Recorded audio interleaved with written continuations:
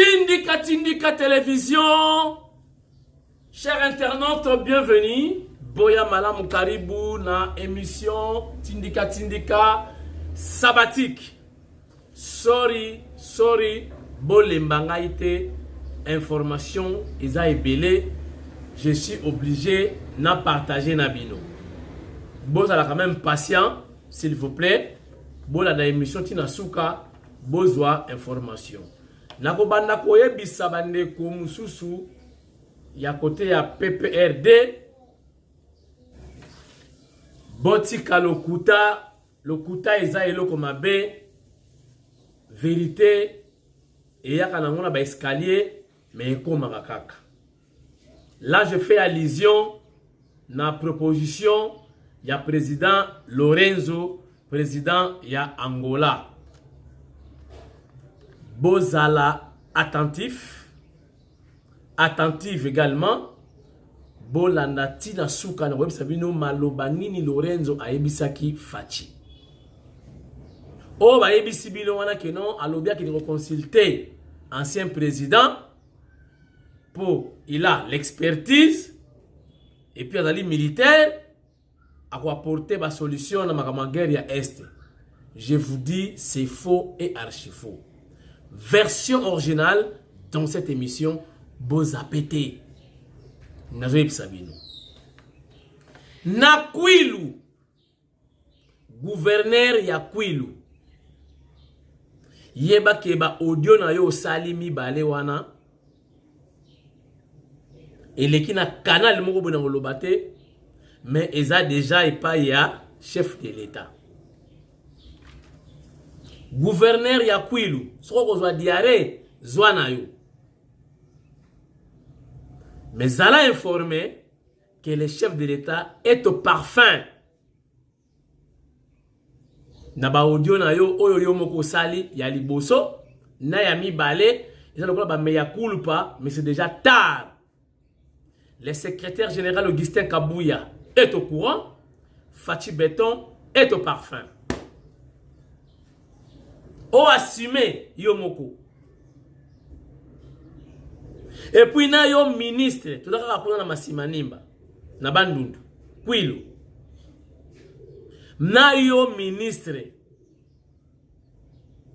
Mbuta Didier, oza kotinda batu na CENI, batu ba yibi ba carte, électeur. Bazui ba carte wana baza ko remplir na palais una tentative ya tricherie. Mais soko zali star osalaki malamu bobongisi Bandundu bozala tranquille lokola son excellence Nana Manwani na Kiumba za tranquille l'actuel leader ya Masimanimba. Leader incontournable ya Masimanimba. Asa tranquille. Bino bokomi agité. Bolingi déjà pour préparer tricherie. Bakangi Moutou avec 350 cartes d'électeurs. Baza ko remplir pour nous préparer fraude. Il est aux arrêts. Asa n'est pas le général Kassongo. Bokoyoka suite na émission Zakoya.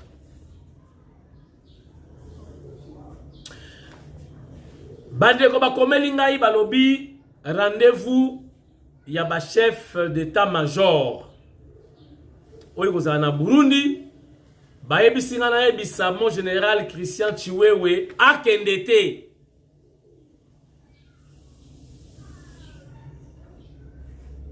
na transmettre kaka information na yebite pourquoi ba yebisi akendete mutatelinga message oyo c'est aussi un pasteur. Ye mon père Christian Chiwewe, mon général, atapé pasteur. Nzambe pe alobelaye, soki ezali ndenge wana ki akendete. Pour bato wana ya communauté wana ya Afrique de l'Est, tozana bango la confiance vraiment. Et na sepeli na message ya mboso très déterminé, avec une colère, alors na ministre ya défense. Nous sommes dans le pénal qui est le président de l'Assemblée nationale. Bogota la image na émission ya lelo. Merci na ba réaction relativement à émission ya lobby. Na yebisaki bino bopesa nga ba combo ba ministre nini bolingi batika na remaniement o na retouche oyo sama le compte de 2 banani balongwa banani batikala. Bosaleli ngai liste ngai te na la kotanga na malgré botumbolinga mutu mo atumbolinga. Nebi pourquoi komi yango mina rolobati. Mais nazi oyo batu nyonso bakomi oyo bakombo et se retrouver na bandeko nyonso oyo ba participer ki na émission ya lobby. Boyoka bakombo oyo tangami mingi oyo batu balobi ke balingi komona bango te na gouvernement oyo ezali koya. Mutu ali boso balobi ministre ya intérieur. Batu basepeli komona ete na gouvernement sama le compte de 2. Batu basepeli te. Pourquoi bangamo bayebi peut-être ba moni ke apport na ye ezalaki makasi te. Batu ba sanctionner ye ministre de l'intérieur. Batu ba sanctionner ministre ya travail. Balobi kuna pa moni kadikiasa eloka malonga izati. Batu ba sanctionner ministre ya affaires sociales. Balobi kuna pe bazomona Chinzengu. Ministre ya affaires foncières. Kuna pe balobi ba mabele teka mitro na ba projet wana soki ya ba code nini wana ba paya ba ko zo mabele ya leto soki pendant 30 ans. Bat ba moni en clarté et là ko favoriser ba Rwandais ba so mabele pour ba sala ba action. Ba moni en clarté affaires foncières peuple pa sengi mokonzamboka a touché. Ministre ya agriculture, élevage et pêche. Peuple congolais a lobby amoni mukalandunda te amoni bitekute amoni pêche ata ya bandakala te. Batu ba lobby en tout cas mokonzamboka ta la kana ye ape misaye. Ministre ya sport. Ils ont sport et loisirs. Hein? Ministre ya sport. Na soni to uti koyoka ba inspecteur ya CAF ba ye ko inspecter par rapport à ba exigence ba pesa ki biso pona des stades au tozanango na Kinshasa, Tata Raphaël ex stade du 20 na stade de Martyrs ex-stade Camagnola. Chers internautes. Nsoni ki beni to widi, Nsoni ki beni. O buiri fuiri, o fuiri ku mbari mama utorokeri. Andeka bwaku. Menga tuna yebite pourquoi bandima yo kota ba inspecteur wana stade de Martyrs. Parce que là quand boso ba lobi c'est l'insécurité. Insalubrité. Tala, Libana ya stade de Martyrs. Mukolo chef de l'état a sola ki na jeunesse. Nazala ki na Libanda avana kota. Nazala ki vidéo moko la sabno ndenge ni bato ko accéder na kati ya palais du peuple. Na filma ki une partie ya Libanda ya stade de Martyrs. Chers internautes, ngobila bafulu kobuka banda kwa batukuna na jekoko. Bon, tolo banini eza makamwe banangi depuis PPRD kaka yango wana oyo bato azela ka bosala kate kaka kobuka ko bongisa banzela ko eza banzela ni ko buka so bo buki 2 mois après ezongi 2 mois après kaka ndenge wana botala ne ba ko déverser ba fulu Libanda ya stade de Martyrs. Batu nini ya CAF ba kondi makotala salitaire ndenge wana ba joueur batu ba internationaux ba ya ko beta ndembo na stade ya Bosoto ya modèle wana. Et puis ba installation hygiénique wana de Martyrs. Bongo Tata Raphaël kutu koloba te stade de 20 mai elora liboso nanu solo don tsudi ya mai wana ya kalamu donc on que kumpa ku deniero donc solo pena solo ya nyekese ils ont na kalamu ils ont contre le stade et ta ba jouer ba komika lemba terminer donc grand lemba po kumpa ku ils ont na maya kalamu donc ba stade ya ndengo wana bozwi pe ba inspecteur ya CAF ba pe ko inspecter ba kotisa ngo na kata ba liste ba stade oyo ba joueurs internationaux ba ya ko beta na ba stade wana me ba ko za mayatiti umaka grand jour akomika ka démarche changer onini mayanze koti bo bombisana bo za la précété. Là, on a fait des détails, mais on a fait un ministre de sport à Limo. Parce que maintenant, il y a une équipe. Vous savez que l'équipe, nous avons voyagé dans notre propre frère. Soit il y a billet à Nyongo. Bon, il y a un Mbongo et Bolanda. Les joueurs qui Damete, ils ont sardine dans la poche. Makambo faut aussi là. Et depuis Maréchal Mobutu, on a Fachi au pouvoir. Moi, on a Tshisekedi. Mais la pratique, ils ont continué. Ministre, il y a sport. Balobi na yo, Tatuka. Ministre, il y a jeunesse. Naïté. Bon, le beau, moi, si vous êtes ministre de la jeunesse, je vais bien. Il y a un bêta qui est déjà dans le stade. Balobi qui a une précaution. Parce que gouverner, c'est prévoir. Hein? Blaguité, moindre erreur. Et comme trop tard. Kaka erreur à mouké, moi négresse à mouké. Marame baluki, situation est changée. Et comme yo mwana, bendana, tout la mousse qui zaka. Ministre, il y a jeunesse. Batu bakoumi. Botala na tindika. Les autres ngai ndé na fabriquer. Botala émission ça qui hier. En chemise noire, bota la nenge batu ba répondre, batu nde ba komi, ngaiti. Et vous la tindika, okomi contre le ministre na biso, mutu na yote, mais oui, mutu na nga. Et bon ça. Population a dossé na basa sa fachi. O a dossé la rien, ba do sanctionner. Ba ko sanctionner positivement ou négativement. Ministre ya justice. Bayebisi mokonza mboka biki rouge. Mais ba mousso ko avec ba détail, ba bino ministre de la justice ba laisser aller et ça trop dans secteur naï. Ba liberté. Donc liberté au pluriel, provisoire au pluriel.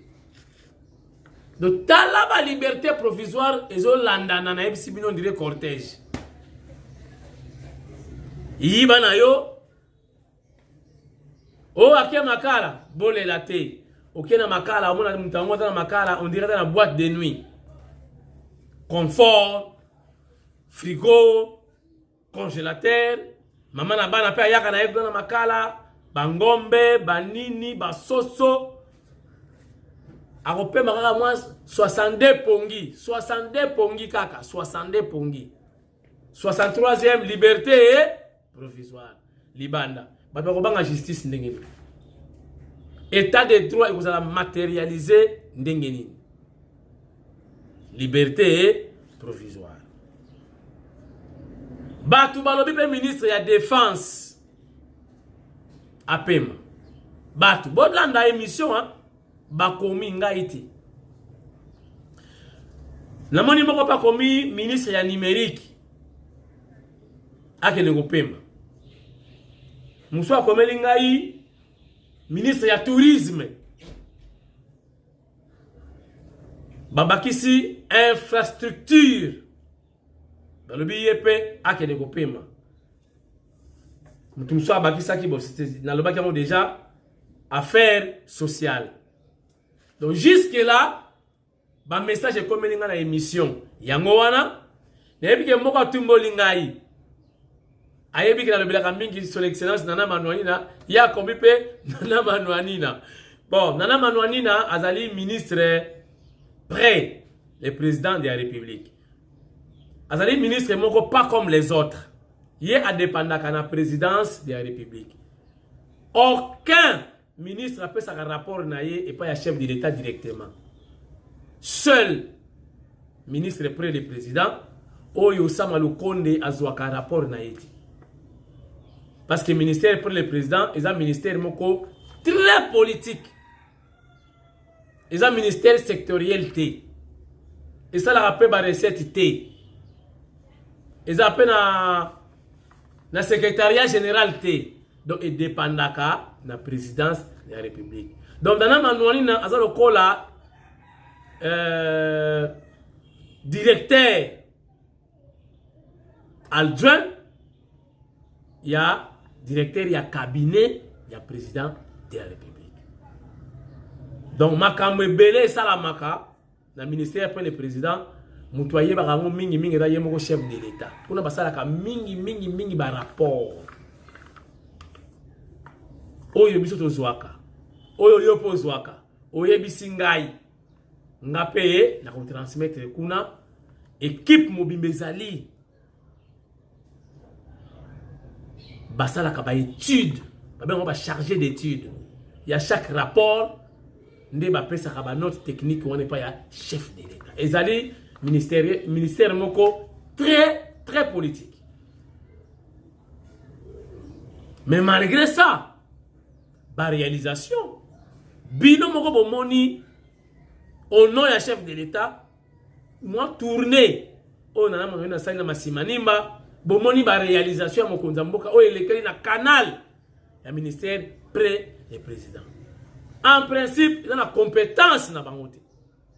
Ils ont le ministère moko très politique. Ministère il y a ba papier, il y a comment.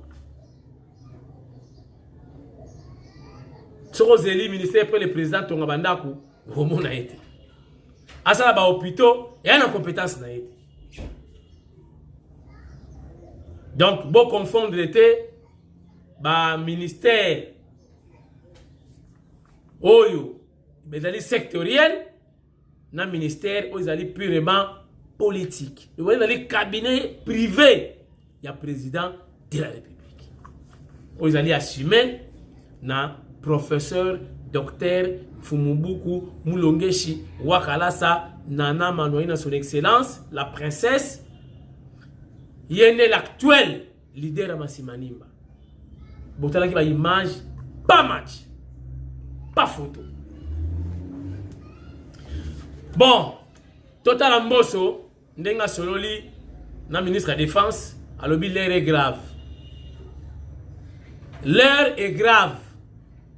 Après qu'on soit décision dans la place du chef de l'État, mais le chef de l'État il est moko atala comment qu'on na batuna ya EAC1. Comment mon konzambo ka yebisa jaba Kenya bokanga bisaka allez ndolo yendi luvutuka vana mpambulu tuki kuna Kenya mokonzamboka batike lié pouvoir na ye discrétionnel et pas ya Mbosso a décidé. Mais bon quand Mbosso nenga lobeli avec autorité ba viona ba misiki. J'ai senti l'expertise en lui. Voilà ba doyen. Ministre de la Défense donc a la Mbosso binabo. Donc Mbosso a niata. Donc en principe, denga la monaki Mbosso a décidé déjà. Regardez. Merci au ministre de la Défense. Merci également à l'état-major de notre force armée d'avoir répondu à notre invitation. Monsieur le ministre vient de vous dire la raison de cette rencontre. Ça porte essentiellement sur la grave situation sécuritaire de l'Est et un peu de l'ensemble du pays.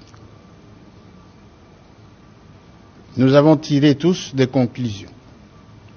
Nous, au nom de la représentation nationale, notre peuple tient à ce que notre armée se ressaisisse, prenne un sursaut d'orgueil pour barrer la route au M23 supplétif de l'armée rwandaise. Ensuite, nous avons demandé au chef d'état-major des forces armées et au ministre de la Défense de prendre des dispositions urgentes que requiert la gravité de la situation à l'est du pays, en prenant des dispositifs utiles pour que les éléments des forces armées envoyés au front ou d'autres barrent définitivement la route au M23 et à l'armée rwandaise. Par ces dispositifs, nous avons dit beaucoup de choses. Et nous allons y veiller. En même temps, nous prendrons contact avec le commandant suprême des forces armées pour faire rapport de nos entretiens et présenter des propositions au nom de la représentation nationale. S'agissant des forces régionales, il en a été cas. Nous saluons l'adhésion de notre pays à la communauté de l'Afrique de l'Est. La configuration géographique de notre pays exige que nous puissions adhérer à beaucoup d'organisations sous-régionales. La sécurité de notre pays en dépend. Ce n'est pas une mauvaise chose. C'est une bonne démarche. Cependant, s'agissant des forces régionales qui se trouvent à Goma, nous, au nom de la représentation nationale, nous demandons au commandant suprême des forces armées si, dans un délai raisonnable, que les forces régionales n'arrivent pas à nous soutenir contre l'agresseur et qu'il se complaise à soutenir ou à aider nos ennemis, nous demanderons au commandant suprême des forces armées, qui est le président de la République, chef de l'État, pour qu'il prenne la décision qui s'impose. Notre pays doit s'assumer. Ce n'est plus le moment où nous devons laisser les chefs de l'État seuls travailler. Nous soutenons les bons éléments de notre forces armées. Ceux qui trouvent qu'ils ne peuvent pas rendre service aux forces armées, qu'ils tirent les conséquences. Ntingi pululu embuta ntingi abwe mavimpi ntingi pululu mbuta ntingi kibuti kimunu mokonza mboka cheo na snel olobaki trop bona na courant bozo monate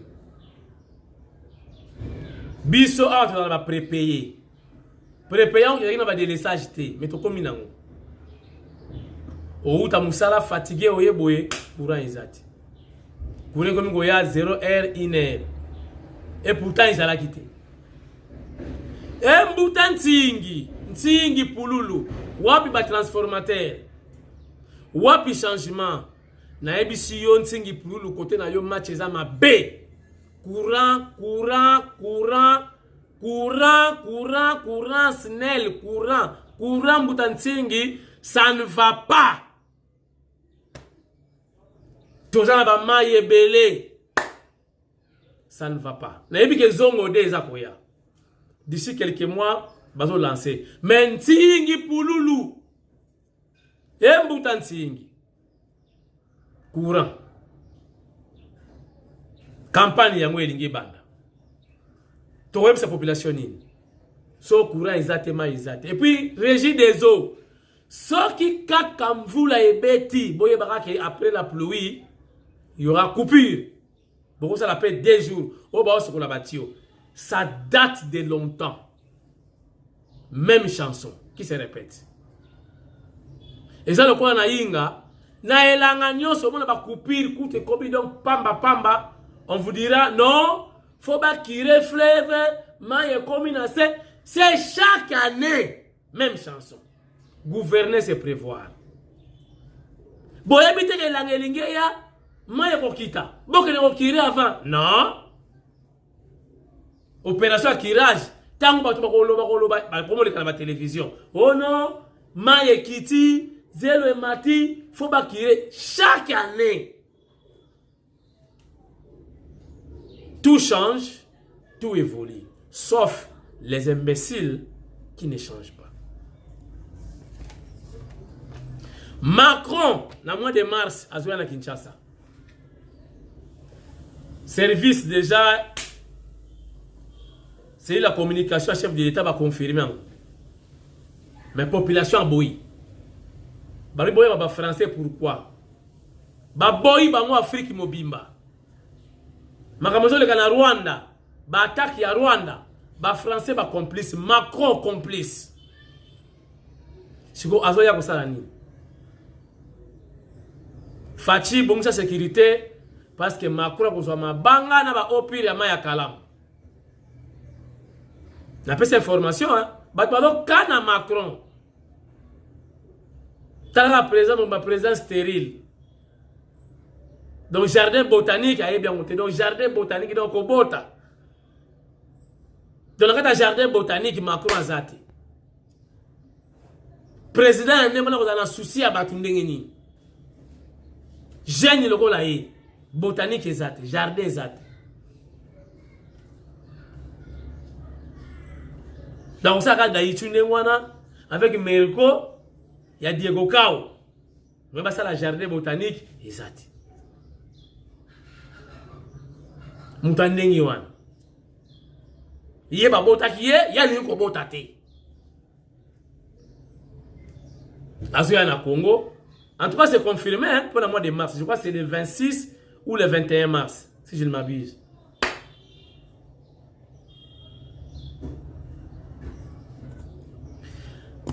Tout le monde va se perdre dans une émission en lobby par rapport à la garde républicaine.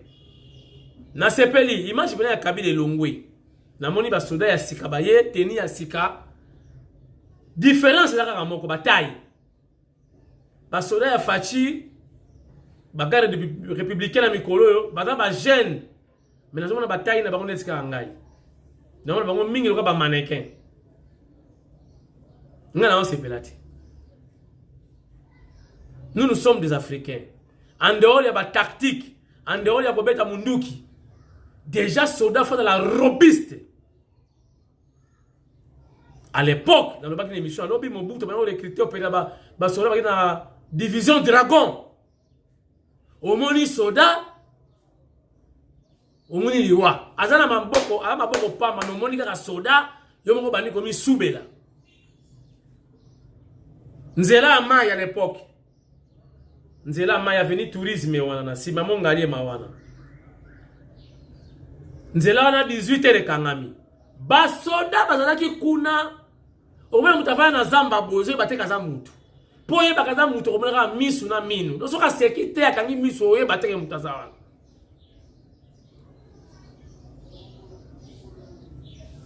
Même bana pemena mokonzi a part na mona ka Chiko. Ah Chiko za ngambe. Pourtant ouais inda faut évacuer président. Faut que tu aies un sima président boye, président comme il a essayé l'école. Tu vas dire, tu vas dire, président. Si on a besoin de la 16, pour pas la fatigue. Mais entre-temps, et par quoi il faut qu'on évacue le président. Il faut que nous ayons moukou à moko motomolaï. Hein? Et il y a un président, tu es président. Président Mati. Ah bon, le président couché, bah évacuer le président. Mais tu risques là quand on a bou. Ouais, on tombe le président, na président Mounanti. Wow. Fati, on a besoin de soldats na yo penza, hein? La garde républicaine, donc on doit télémi. Bah mais on a des critères, on a une sélection, on soldats, on a 2,80 m. C'est aussi important. Et bam, ça rappelle l'adversaire. Bon, là on a reçu qui c'est émission dans ma solo ya Angola. Mais entre-temps, gouverneur Yakwilu, comme Tungisate, le chef de l'État est au parfum.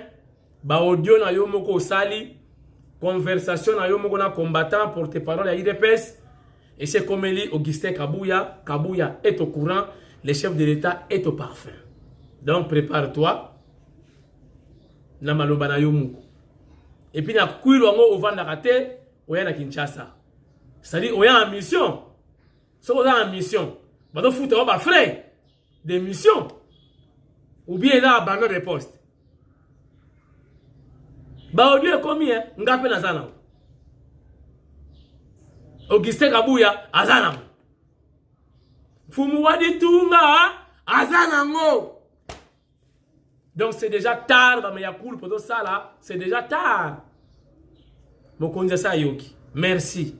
Mais prépare-toi parce qu'il y aura des conséquences. Bino pe bozo linga bo tricher na élection pour la bandundu. La bandundu bo sali rien. Banda maréchal Mobutu. Nana ndeko boko na otanga kombo na été. Allo barananga ce qui va tinde mission na bandundu akena na hôpital a che plâtre à lokuta pour akendete. Kala biso tisi kona to eminelete. On nous a pas conséquences à voyage à bandundu. Là-bas, il y a rien. Kolia ezate, hôtel ezate, courant ezate, et l'eau ezate. Mais bolingo tricher dans l'élection. Bakaki mutuna 350 cartes électeurs. Pour tricher pour la ministre Raymond Koboy. Ce qui est Didier. Ce n'est pas bien. Bon bongisana ne va pas voter bino bango moko pour na ba œuvre bosali. Ba œuvre na bino est triomphé. Et non tricherie pour rien. Bino bozo le la batu. Batu na mboka banana passe to utina masimani batu moni batu bato souffrir la malnutrition. Abengani kosher corps fini. Ezala kama na diango. Omana mwana mukesu ke teli mabundi makole vimbi kuna. Boyo kasiko makamu Lorenzo ABC Fachi. Nambe nan mai pardon. Nangina lo basiko. Bile bebo mela mai. Nazoya.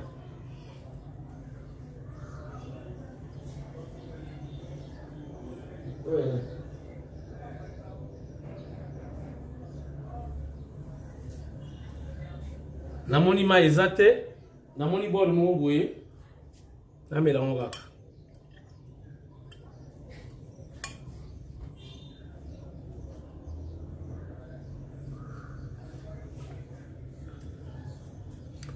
Ah, maman Hortense, merci hein. Mais moi boya tala émission nga trop a commenter kazanga katindika te maman Hortense. Na boa kiyo. Merci.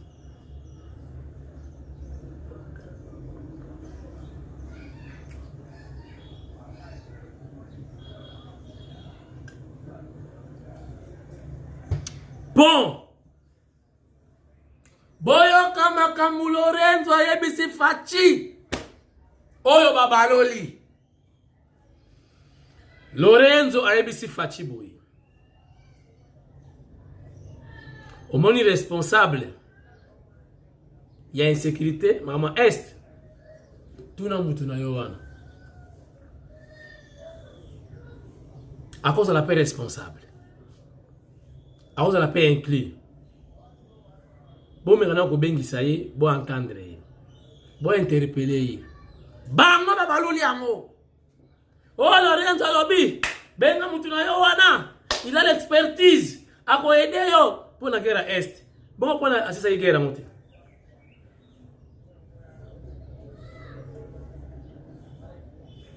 Lorenzo makama ebisiye yango wana. Alobi sala nenga na sala kiawa na Eduardo dos Santos. Na bana na ye mukamati. Chaba ngokuna. Si y a eu détournement, bazongi sala.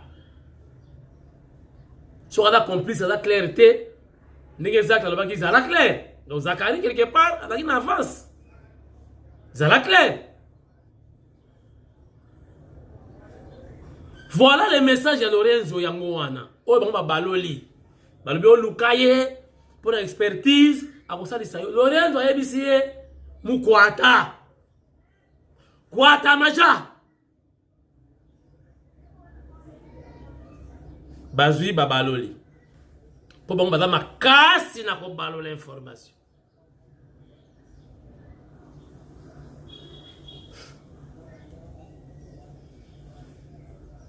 Émission Siri lobe de la nini tindika dominical les ali sabbatique bozala bien ba numéro yango wana enfin numéro ka moko to benganaka to solola et ça la bien et ko ça la pe bien émission si la raté et sili boboto bondeko na maboto na bino nyonso epai nyonso bozwami tindika alela bino mabe kama si chilombo alela bino mabe